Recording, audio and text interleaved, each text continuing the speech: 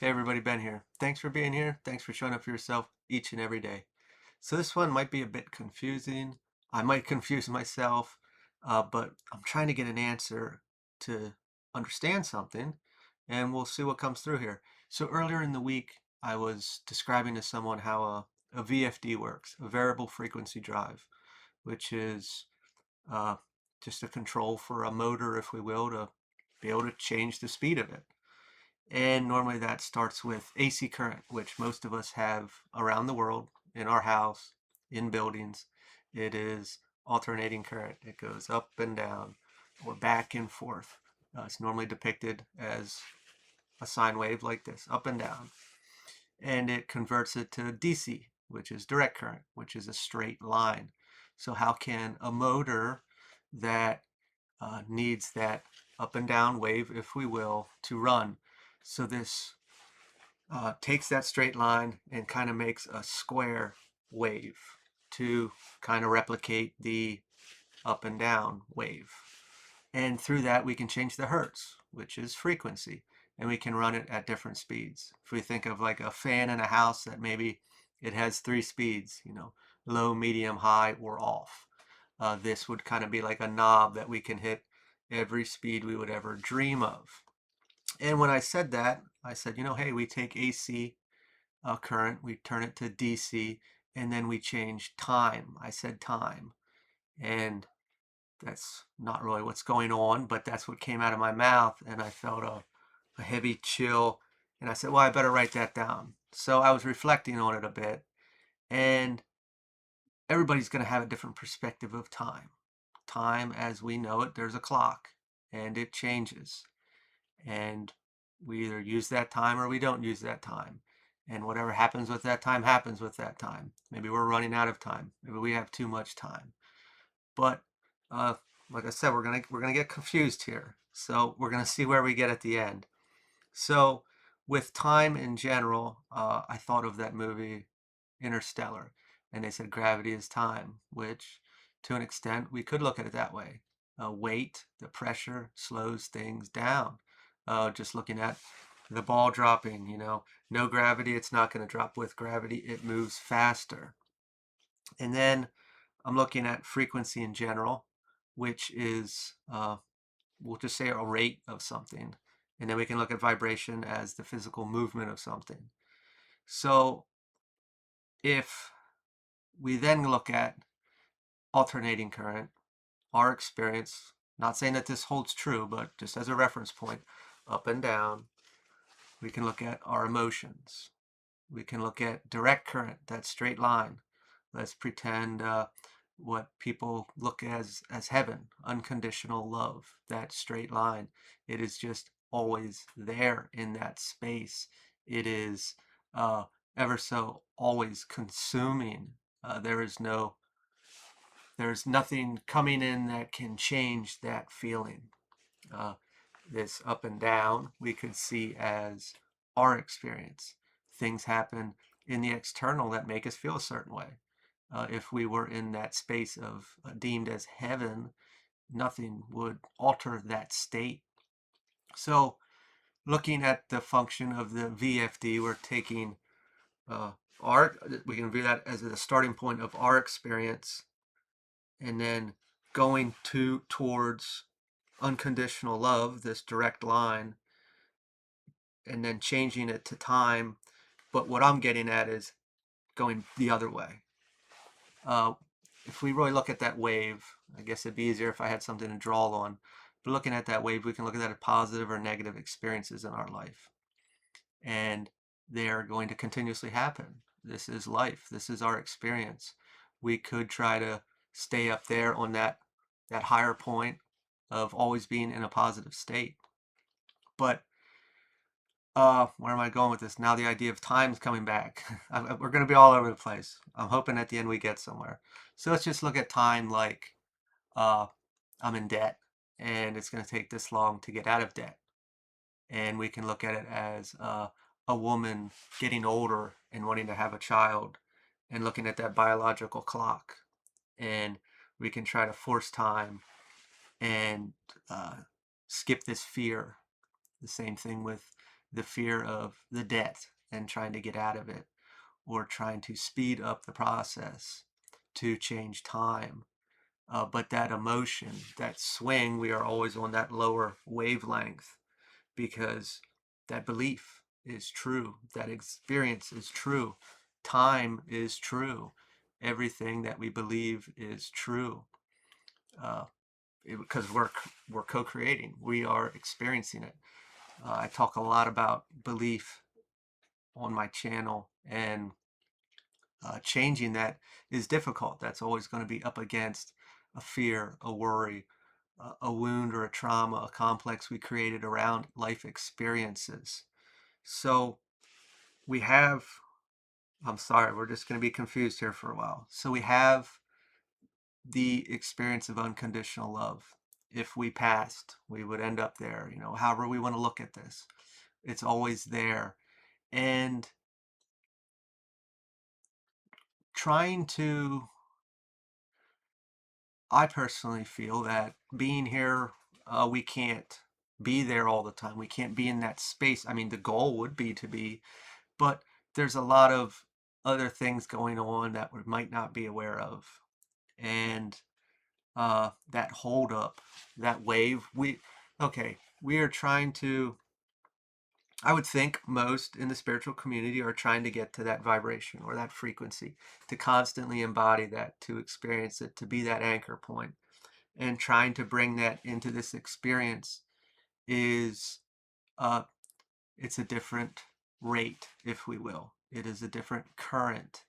I'm not saying it doesn't fit, but there's obviously a lot of resistance. Everything around you will try to stop it energetically. The collective shadow, if we will, the matrix, whatever it is, it doesn't, I don't want to say it doesn't fit like it doesn't belong. It just, it doesn't work. And I'm not saying that in a negative sense that we can't be that. What I'm saying is uh, it's different. It's different. Our experience, it it can't get through as often and as steady like if we tried to run uh, something that runs on DC on AC. It's not going to work, kind of thing. We're going to get into it. I'm not here. This isn't a negative message. We're just talking a lot about a lot of different variables here and trying to make sense of everything. So if we really go back to this belief, and it really depends on where your struggle is in life. And time, money is time. People say often, if I had more money, I'd have more time to do whatever I want, to do X, Y, or Z. Now, if we're looking at it more on going back to the female aspect of maybe that biological clock, or the male biological clock on that maybe he wants to have a family and he's looking at his age and he wanted to be a little bit more youthful in raising a child or something along those lines.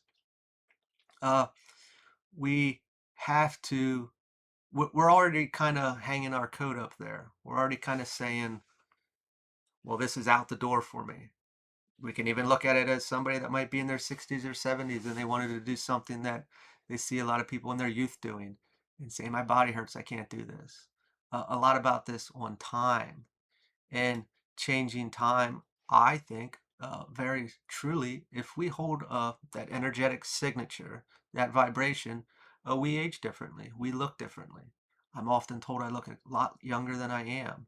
And I'm not saying that I'm special by saying that, but uh, when we really have different beliefs, different views, different perspectives, and we try to carry uh, our emotions better and not allow that swing to dictate everything in our experience, as in reacting to every situation and choosing what we're going to take ownership of and what we're not going to take ownership of, can get us closer to uh, that straight line of that energy.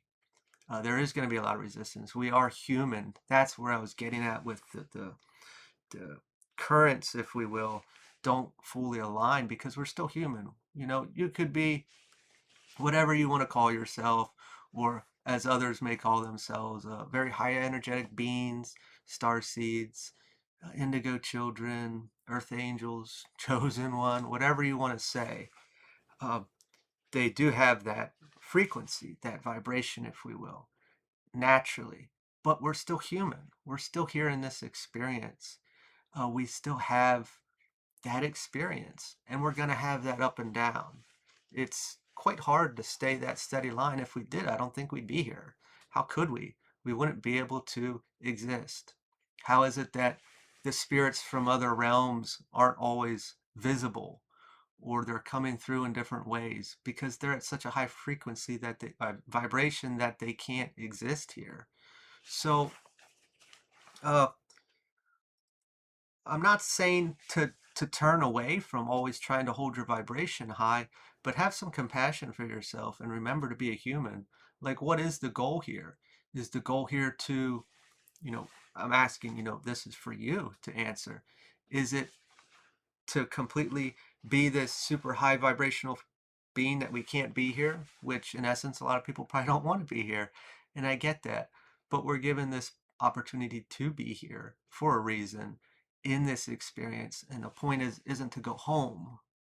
It's to be here to do something with what you brought from home. So to be honest, it started out as time, and it had more to do with kind of manifesting. And now it's kind of leading on a reassurance of uh, being here for a reason. Obviously, we're not going to try to be viewing time as time, but I wanted to know in the very beginning of how do we change time. That's where we were going. Well, we're just gonna, I don't know. This is all over the place. I don't know if anybody's still watching. Uh, got the Knight of Swords reversed. Haste. I look at this as forcing things. This can go back to the woman on her biological clock, and the man or the elder that thinks they're running out of time. Anybody. We're just looking at time in general. We're taking action. We're trying to rush something. And the majority of the time, the reason that we rush things is because we have an uncomfortable feeling about something. We're not feeling comfortable. We want to get back to that place of comfort.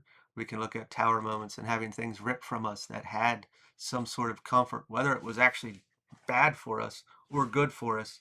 We found comfort in it. And when that's removed, we need to replace it, and we need to replace it fast because we feel uncomfortable. We really need to always reflect, if we're on a healing path, of why.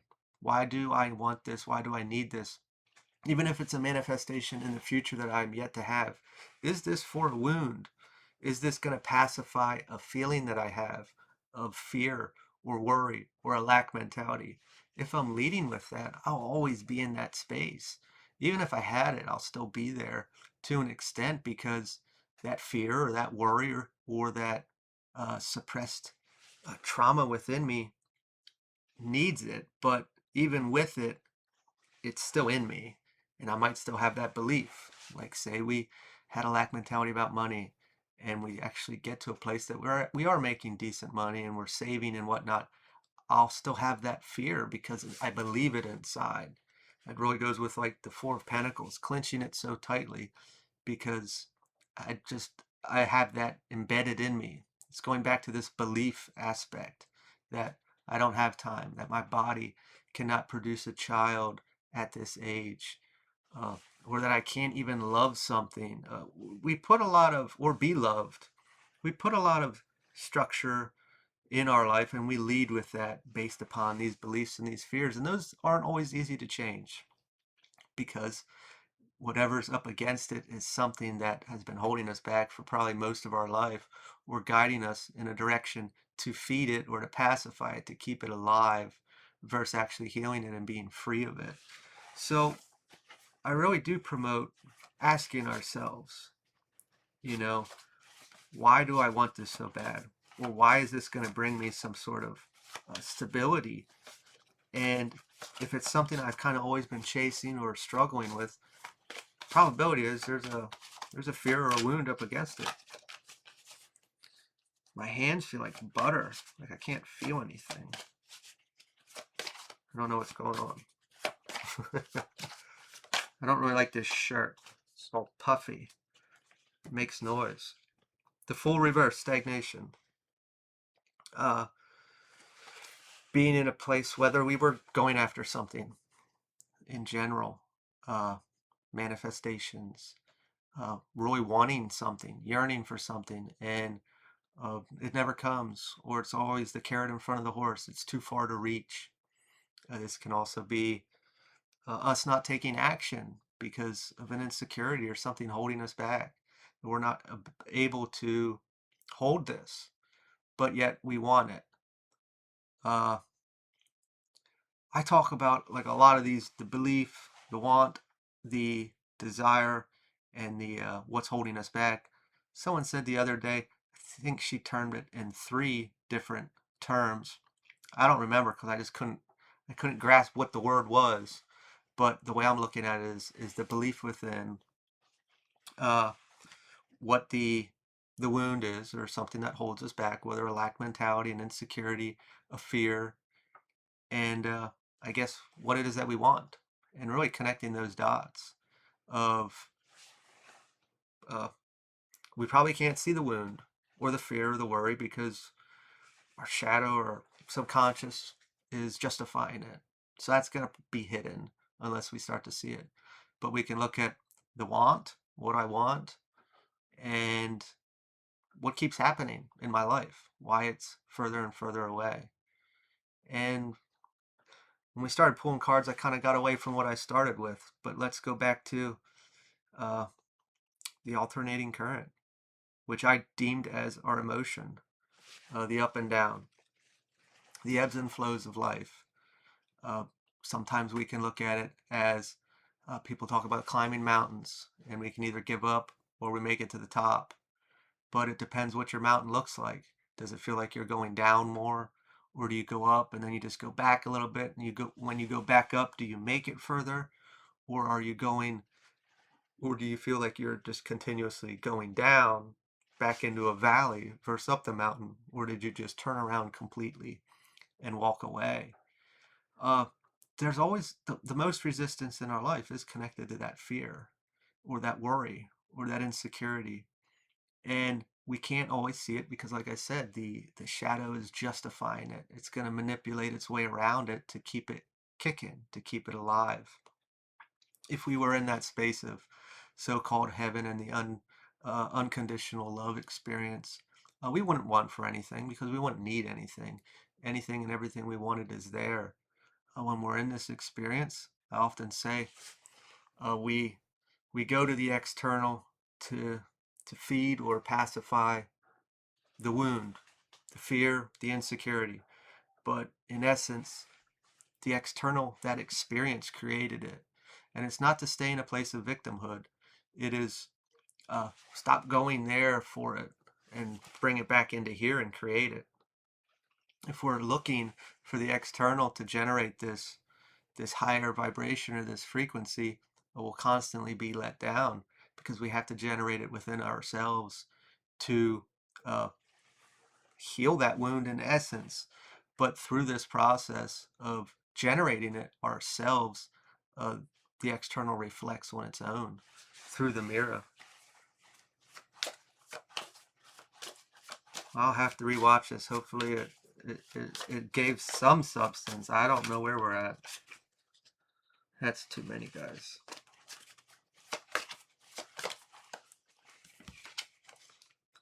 Six of Cups reversed. Release. Uh, sure, that's easy to say.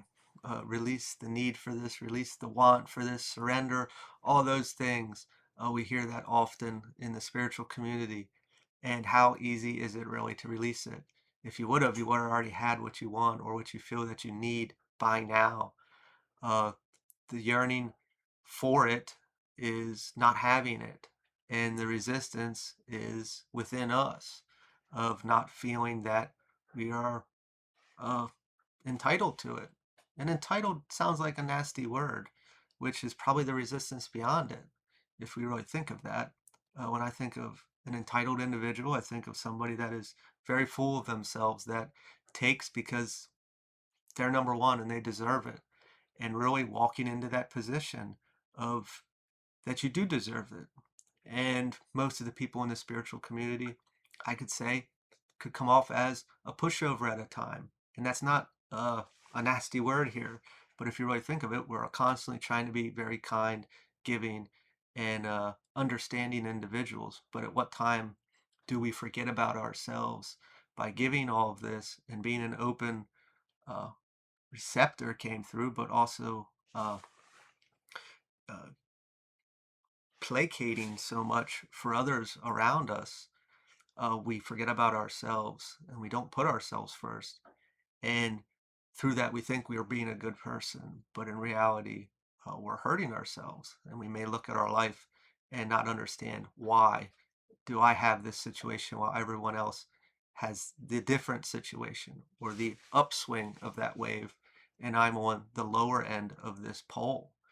Uh, that's a very difficult space to leave, because you probably would feel selfish or entitled through that process of putting yourself first, respecting yourself, and pulling your energy back, and not so much focusing on this aspect of what everyone else has, but what it is that you truly need. And maybe you do know, and you've been trying to get there, but why don't you think you deserve it? Why can't I be there? Why can't I have this? And is it, I don't really know the definition of a martyr, but I think that's kind of what that is. Like, I don't know the definition, to be honest. So I'm not even going to talk about it. We're going to leave it right there.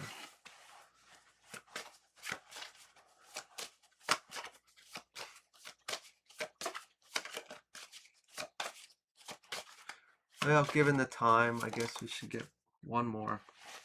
And here we have the magician, and it came out sideways. Manifesting and trickery. So, in the beginning, I did say we were starting with manifestation and looking at time.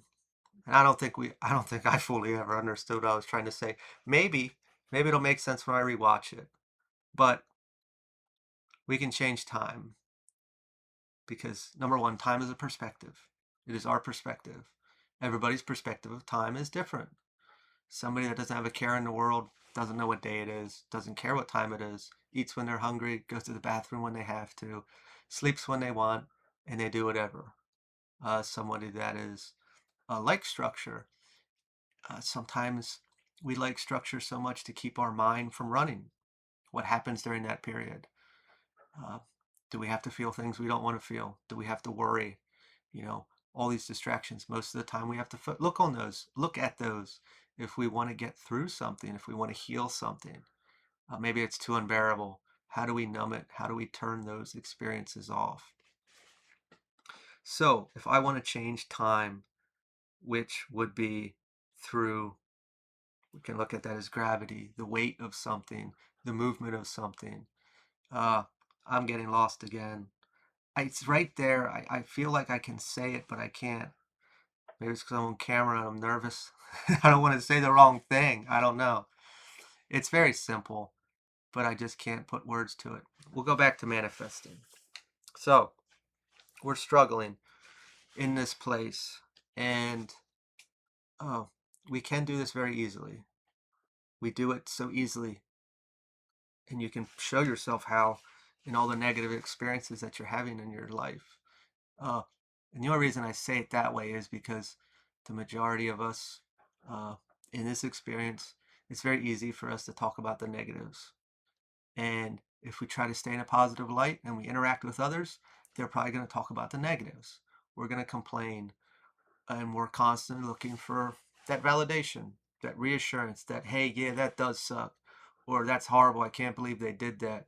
We are in a space that we are seeking to prove how we feel in here. And when we really get back to looking at it that way, I don't know what's easier for you, but how are you constantly trying to validate yourself? And there's no blame there. I mean, this is a process we all do. We are validating ourselves.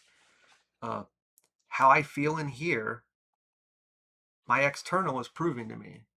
That's the mirror. That's validation through that experience. But how are we talking it? Are we going up to our friends or our coworkers? Are we complaining? Are we looking for sympathy on certain things? And through that validation process, we're going to continuously get proof that, yeah, this does suck. So, how can we validate ourselves differently? And this is difficult when we're in a different space, but this is kind of like manifesting in a different, I don't know if people talk about it this way, but look at validation. We can just look at like how you talk to the spirit, God, source, divine, your angels, spirit, deities, spirit guides, whoever you're subscribed to. What are those validations? Are those angel numbers? Are those feathers? Are they whatever you're into? Noises, communication, words. That's validation. So we are constantly looking for this validation of the way we feel. And catch yourself in the act. If you want something good to come your way, and we're really focused on the shitty aspect or the lack that we're having, we are constantly going to keep seeing that. We're going to constantly keep being reminded of it. If we're looking for a positive outcome, that's a hard swing to get to, but we can start very easily by just catching those thoughts or those words before we say it, not getting into the negative conversations with others, or I constantly want to tell everybody this shitty situation to get that validation. Stop, slow down, don't speak of it, take it, just let it be inside. We don't need to complain. We don't need to be validated that this sucked anymore. And when we start to do that, you'll find out that you don't complain anymore. You don't tell people stories for this validation. And through that process, we're not sending it out to be proven anymore, to be in that vibration, to be stuck in there. Now, through that, we're keeping it inside and we're not feeding it, we're not energizing it anymore.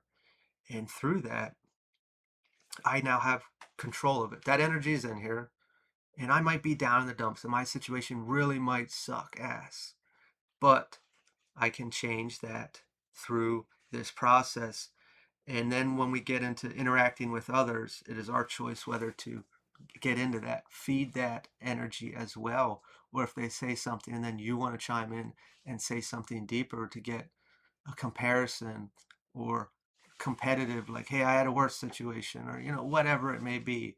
But through this process, we really have control of our energy. We're not sending it out to be validated, to come back, to continuously validate how shitty life may be. Uh, the trickery is that we need the validation. Not really with this card, but I'm just going off that word there. Uh, we need that validation. How do you need the validation in your life? Most of the time, when we need validation, we don't believe truly inside, and we need something to prove it to us. We all need something proven to us. Uh, whether spirit, oh, there's a number, what does it mean? Oh, does that resonate with my situation? And it's trying to bring us comfort, but when's it going to be enough? When do we fully trust? And that trust is through a belief. I often say a belief that is so strong, nothing can waver it. I use the analogy of religions and faith, and people that are really strong in those. And we can look at how some, two opposing religions may argue or fight very violently to try to prove their point to get the other person on their side. And I find that a weak place, because you wouldn't have to argue with someone because you would believe it so strongly that it doesn't matter what anyone else believes because you believe it. It's to you, it's true to you. And you don't need anything external of you to prove that to you. So this is where it goes back to, what do you believe? And whatever that lack is in our life, we are trying to manifest something for that wound, for that lack. If I had this, I wouldn't be in lack. Of course, no, we wouldn't be in lack. But the reason I want it is because I am, and I believe that I need that. And actually, through this process of healing this, you find out that you don't need it. And I'm not talking about money to eat.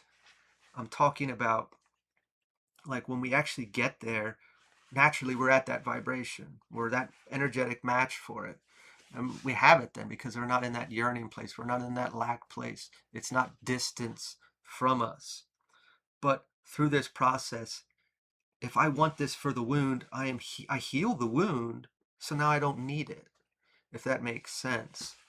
And that's normally where the hiccup is. Like it'll always be out of reach because we're living it through the wound and we're desiring it for the wound. And when we actually heal the wound, it doesn't matter anymore because we don't want it anymore because we don't have the wound anymore. So it's kind of a backwards way of looking at it. Most people are, uh, I don't know what they teach on manifesting coaches, what they look for, but I'm a strong believer that we all have wounds, we all have fears, and we all have insecurities and worries and complexes and traumas or whatever you want to call it. And that is the resistance in our life. And we continuously co-create experiences to remind us of that. And it's our choice when we finally do something with it, as in heal it or understand it or navigate our way through it, that we can get out of that cycle. And we don't keep experiencing it. But the thing that we want the most is the polar opposite of what the wound is creating in our life. So we'll always want it. So instead of doing all this manifesting numbers and repeating this and that, if we focus on the wound and we actually heal it, we inevitably get what it is that we want. I'm going to leave this here. If this resonated, feel free to like, comment, share, subscribe. I will talk to you all later. See you.